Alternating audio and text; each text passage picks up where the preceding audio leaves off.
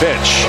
In the air, left center field. Did he get enough? At the track, at the wall, it's gone! What are sports without the fans? The cardboard cutouts were a nice distraction, but it is a welcome sight to have fans once again back inside the stadiums. But it didn't just happen. It took a lot of hard work from team doctors, stadium officials, and those behind the scenes to make it so that sports and fans could once again return together. Tonight, we award the Unsung Hero Award to all those who helped sports return, including 3 representatives from the Braves, Mercedes-Benz Stadium, and the University of Georgia.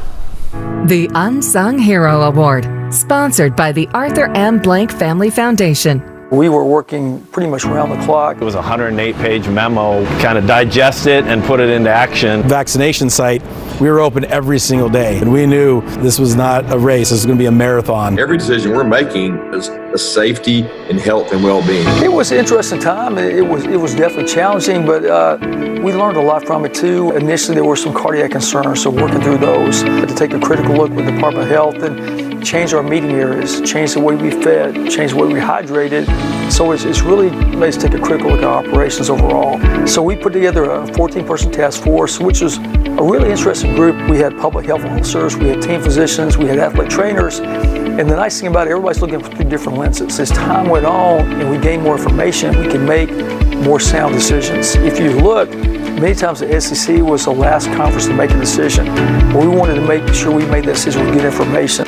Opening day, the Braves home opener here at Truist Park. Before COVID, I was dealing with the injuries, the players down on rehab and that type of thing. I became strictly the COVID kind of police, they called me, and really just trying to make sure we could navigate it and keep guys as safe as possible. It seemed like a full season. I think going into it, a lot of people were doubting that we'd get there.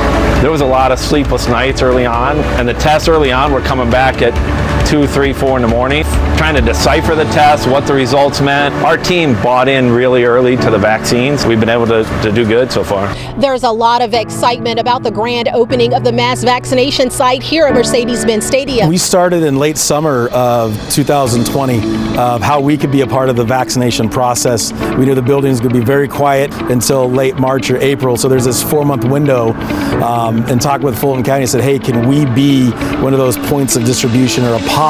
There's certain conditions and cooling conditions and temperature it has to be at. What other better place that has hundreds of refrigerations and coolers spread out its building, so that we knew that when the vaccine came in with our audible alarms, that we could keep the vaccine, monitor it. When I think of that number 300,452, that's a number no one could even imagine at the time. In February, I lost my father-in-law to COVID. I knew personally how important vaccinating our community is and the effects that it takes on everybody. You could just see the online or the social media take from the community that Mercedes-Benz Stadium was going to be there for them.